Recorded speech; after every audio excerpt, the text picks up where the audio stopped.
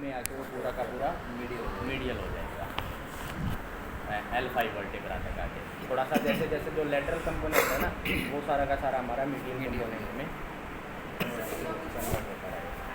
Sir वो समझ में नहीं आया मेरे को ना, जो जैसे न्यूट्रल बैठे हैं, ठीक है, स्पाइन हमारी फ्लेक्शन में गई, ठीक, और फ्लेक्शन में गई तो फेसेट जॉइंट ओपन हो गया, हाँ ठीक है, और फिर हमने जैसे रोटेशन किया तो नंबर्स जो स्पाइन है हमारी वो अपोजिट मूव किया। Side bending and rotation same side में होगी जब फ्लेक्शन या एक्सटेंशन होगा स्पाइन के अंदर। ओके। जहाँ पे भी AP कर्व चेंज हो जाएगी यानी हमारा लोड सिस्टम चेंज हो जाएगा, वो चेंज किस में होगा, या तो फ्लेक्शन में घटेगा या फिर एक्सटेंशन में बढ़ेगा।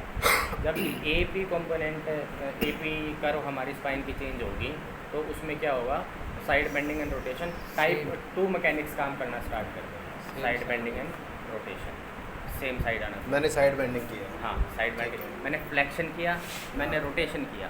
जैसे मैंने आगे फ्लेक्शन झुक के, किया, जैसे कहीं क्या होता है हाँ, मैनुअल वर्क और रोटेशन किया, आगे झुक के और साइड इधर से उधर हाँ। उठाना, इधर से उधर काम करना। मैनुअल वर्कर हैं, लेबरर हैं, ठीक है। सारे जितने भी, तो उसमें क्या होगा, side bending and rotation same side हो रही है हमारी, और वो हाँ। मोस्ट वल्नरेबल कंडीशन होती है स्पाइन की इंजरी होने इंजरी होती है, डिस्क इंजरी होने के लिए। क्योंकि इसमें क्या हो रहा है, ठीक है, सबसे पहले मूवमेंट तो हमने फ्लेक्शन में की। फैसेट खुल गया, हमारी जो डिस्क होती है एंटीरियरली थिक होती है, हाँ। पोस्टीरियरली थिन होती थिन है। होती है। एंटीरियर तो न्यूक्लियस माइग्रेट होने के चांस ही नहीं है बहुत- क्योंकि वो मोटी इतनी बहुत होती है, ज़्यादा। ठीक है। जब हम फॉरवर्ड बेंडिंग में जाएंगे यानी फ्लेक्शन में जाएंगे तो हमारी डिस्क क्या करेगी, हमारा nucleus pulposus posteriorly bulge posterior करेगा, करेगा। पोस्टीरियरली बल्ज करेगा तो वो क्या करेगा, जो पोस्टीरियर फाइबर हैं जितने भी डिस्क के उनके ऊपर स्ट्रेस डालेगा। दूसरी चीज़ हमने रोटेशन ऐड कर दी। रोटेशन ऐड करने के बाद क्या हुआ, जितने भी डिस्क फाइबर है डिस्क के अंदर क्या होगा, ट्विस्ट क्रिएट होगा। ट्विस्ट क्रिएट होगा, ट्विस्ट क्रिएट हो रहा है तो ट्विस्ट क्रिएट होने से क्या होगा, सारे के सारे फाइबर्स क्या होंगे, और ज़्यादा स्ट्रेच और ज़्यादा होंगे, स्ट्रेच होगा। ठीक है। तीसरी चीज़ हमने क्या करी, उसमें क्या आ गई, साइड बेंडिंग। Side उसमें साइड बेंडिंग भी सेम साइड आ गई, ठीक है। कुछ तो स्ट्रेच थे ज़्यादा, न्यूक्लियस पल्पोसस साइड बेंडिंग से अपोजिट साइड में और ज़्यादा प्रेशर पुश करेगा, और ज़्यादा, तो जिस साइड में वो और ज़्यादा पुश करेगा उस साइड के फाइबर और ज़्यादा जल्दी स्ट्रेच हो जाएगा। फट जाएंगे। तो सबसे मोस्ट वल्नरेबल जो पोजीशन है हमारी स्पाइन की जिसमें इंजरी होने के चांसेस ज़्यादा, तो वो forward bending and rotation and side bending, rotation और साइड ठीक है। तो टाइप 2 मैकेनिक्स के अंदर rotation and side bending same side आती है हमेशा, ठीक है। तीसरी मैकेनिक्स होती है टाइप 3 मैकेनिक्स। टाइप 3 मैकेनिक्स सिर्फ एक डिस्क्रिप्टिव पर्पज़ के लिए होती है, उसका प्रैक्टिकली उसमें इतना ज़्यादा वो नहीं है। मोस्टली हमें फेस करना पड़ेगा टाइप 2 मैकेनिक्स को। टाइप 1 भी मिलती है ना, ग्रुप डिस्फंक्शन मिलती है। ग्रुप डिस्फंक्शन हो गया। ग्रुप डिस्फंक्शन टाइप 1 में आ गए, न्यूट्रल में आ ठीक है। न्यूट्रल में नॉन न्यूट्रल डिस्फंक्शन वो सारे टाइप 2 में आ गए, ठीक है। टाइप 1 को हम न्यूट्रल मैकेनिक्स भी कहते हैं, ठीक है। उसके जो डिस्फंक्शन मिलते हैं वो ग्रुप डिस्फंक्शन मिलते हैं। ओके। 3 या 3 से ज़्यादा वर्टेब्रा सारे इन्वॉल्व मिलेंगे और वहाँ पे कॉन्वेक्सिटी मिलेगी, स्कोलियोसिस मिलेगा, एक साइड स्पाइन, एक साइड कॉन्केव, एक साइड कॉन्वेक्स, ठीक है। टाइप 2 डिस्फंक्शन जहाँ पे मिलेगी उसको हम जो टाइप 2 मैकेनिक्स है वो नॉन न्यूट्रल मैकेनिक्स भी है, Non-neutral और उसमें नॉन न्यूट्रल डिस्फंक्शन मिलते हैं और उसमें 2 या 1 वर्टेब्रा इन्वॉल्व होता है, ज़्यादा से ज़्यादा 1 या 2, इससे ज़्यादा वर्टेब्रा Group इन्वॉल्व मिलेंगे। Group नहीं ग्रुप नहीं मिलेंगे। मिलेंगे, ठीक है। जहाँ पे ग्रुप डिस्फंक्शन मिलता है उसमें नॉन न्यूट्रल डिस्फंक्शन सबसे नीचे वाले वर्टेब्रा के मिलने के चांस बहुत ज़्यादा होते हैं। वो ग्रुप डिस्फंक्शन कई बार क्या होता है, नॉन न्यूट्रल डिस्फंक्शन में एक वर्टेब्रा पड़ा है, ठीक है, और उसी को कॉम्पनसेट करने के लिए पूरी की पूरी स्पाइन उसके ऊपर क्या है, ग्रुप डिस्फंक्शन में जा रही है। तो जब हम पेशेंट को ट्रीट करेंगे ना, तो सबसे पहले मान लो ग्रुप डिस्फंक्शन हमें मिल रहा है कहीं पे, तो हम कोशिश करेंगे उसके सबसे नीचे वाले वर्टेब्रा के देखें कि कहीं वो नॉन न्यूट्रल डिस्फंक्शन में तो नहीं पड़ा है, ठीक है ना। अगर जो वो नॉन न्यूट्रल डिस्फंक्शन में होगा तो सबसे पहले हम नॉन न्यूट्रल डिस्फंक्शन को क्रैक करके पेशेंट को छोड़ देंगे, फिर उसको हम असेस करेंगे दोबारा से 1 दिन बाद 2 दिन बाद कि उसका ग्रुप डिस्फंक्शन ठीक हुआ कि नहीं हुआ। अगर जो नॉन न्यूट्रल डिस्फंक्शन ठीक होने के बाद उसका ग्रुप डिस्फंक्शन अपने आप क्रैक हो गया तो हम उसको नहीं छेड़ेंगे, वरना हम फिर उसका दोबारा ग्रुप डिस्फंक्शन ठीक करेंगे, सेम डे नहीं करेंगे। हाँ ठीक है, छोड़ देंगे, थोड़ा टाइम दे देंगे, क्योंकि हो सकता है कि वो नॉन न्यूट्रल डिस्फंक्शन की वजह से कॉम्पनसेट कर रहा हो स्पाइन, ठीक है, उसको अडेप्ट करने की कोशिश कर रही है स्पाइन, ठीक है। तो डिस्फंक्शन देखते हैं हम, डिस्फंक्शन क्या क्या है, ठीक है। जब स्पाइन फ्लैक्स कर रही है तो हम फेसेट जॉइंट की कौन सी कैपेसिटी देख रहे हैं, ओपनिंग कैपेसिटी या Opening closing? capacity. Facet joint की ओपनिंग कैपेसिटी देख रहे हैं। जब स्पाइन एक्सटेंशन में जा रही है तो Closing क्लोजिंग capacity. कैपेसिटी देख रहे हैं कि स्पाइन के फेसेट जॉइंट इसमें क्या होंगे, क्लोज होंगे इसमें। ठीक है, तो जो नॉन न्यूट्रल डिस्फंक्शन होते हैं, टाइप 2 डिस्फंक्शन होते हैं, वो दो तरह के डिस्फंक्शन होते हैं। एक होता है ERS और एक होता है FRS। ओके। ठीक है, E से एक्सटेंशन, E से एक्सटेंशन, ERSR से रोटेशन, Rotation. S से side bending. Side. ERS FRS। ठीक है, Rotation, हाँ, extension, rotation Rotation, and side side bending. FRS से flexion, flexion, rotation and side rotation, bending. side. तो अब जब स्पाइन एक्सटेंड करती है तो हमारे फेसेट जॉइंट्स क्या हो रहे हैं, क्लोज क्लोज हो रहे हैं। अब सपोज करो राइट साइड का L3 L4 फेसेट जॉइंट जो है, L3 एंड L4 का राइट फेसेट जॉइंट जो है वो ओपन नहीं हो पा रहा है, वो क्लोजिंग में ही अपना क्लोजिंग में ही वो वहाँ पे फिक्स हो गया।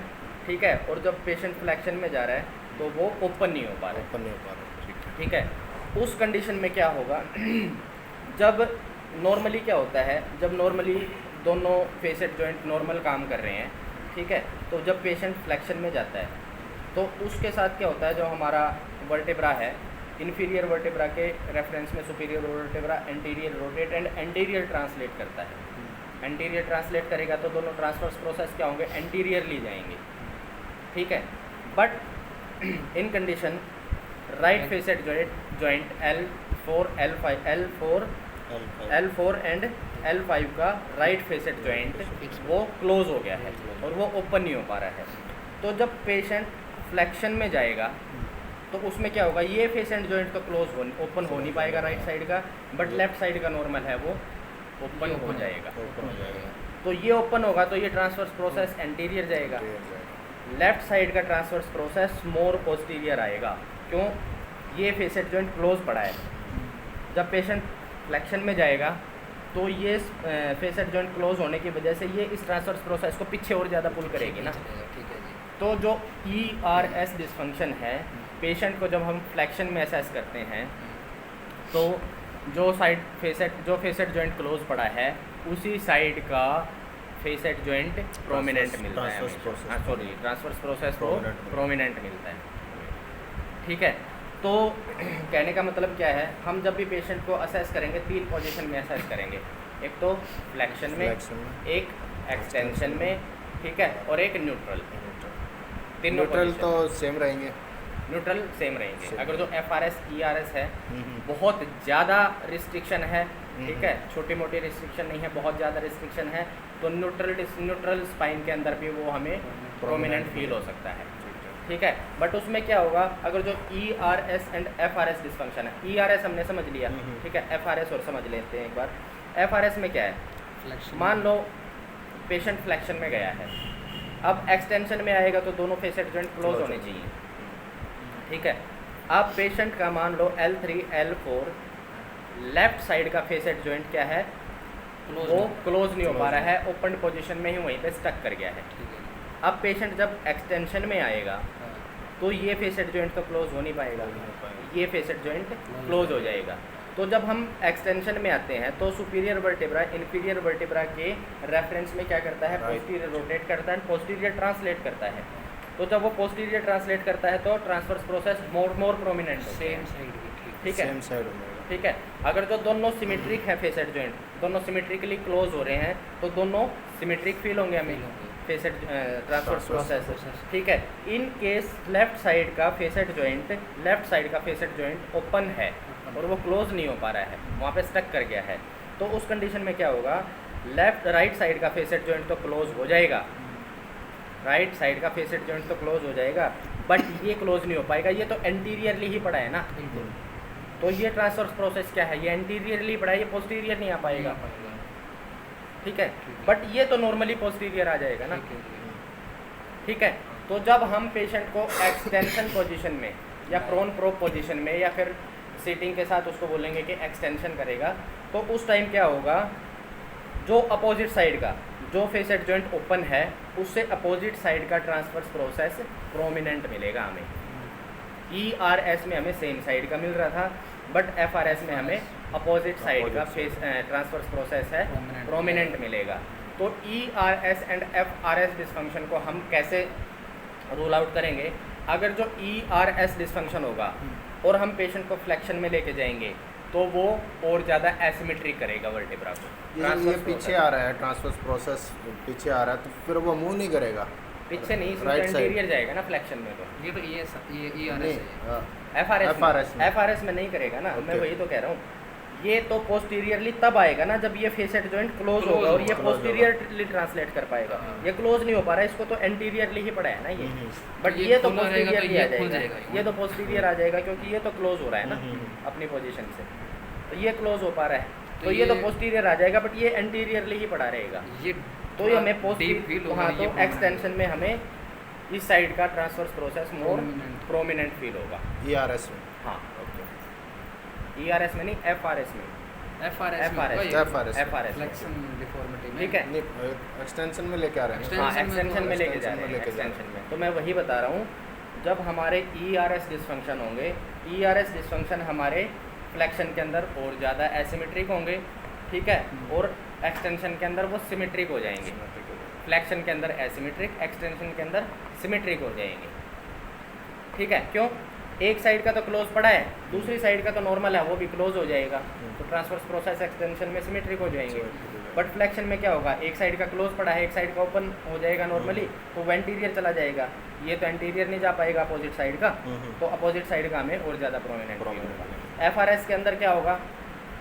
फ्लेक्शन के अंदर वो सिमेट्रिक आ जाएंगे, क्योंकि एक साइड का ओपन पड़ा है, दूसरी साइड का भी ओपन हो जाएगा, तो ओपन होने से वो क्या होगा? एक साइड का तो एंटीरियर गया ही है, दूसरा साइड का भी एंटीरियर चला जाएगा, तो सिमेट्रिक हो जाएंगे। बट एक्सटेंशन में क्या होगा? एक्सटेंशन में ये मान लो close- लेफ्ट साइड का फेसेट close। जॉइंट ओपन था, तो लेफ्ट साइड का फेसेट जॉइंट क्लोज नहीं हो पाएगा, नहीं हो पाएगा। एंटीरियर पड़ा रहेगा ट्रांसवर्स पड़ा प्रोसेस, रहेगा। बट दूसरी साइड का क्या होगा? वो वो क्लोज हो more जाएगा close हो और जाएगा, उस साइड का more transverse prominent, process more और prominent। प्रोमिनेंट आ जाएगा। ठीक है। ठीक है, वो anterior तो पड़ा ही है, ERS transverse। डिस्फंक्शन फ्लेक्शन में एसिमेट्रिक होते हैं और ज़्यादा बढ़ते हैं, एक्सटेंशन में घटते हैं, और हमारे FRS डिस्फंक्शन एक्सटेंशन में ज़्यादा बढ़ते हैं और फ्लेक्शन में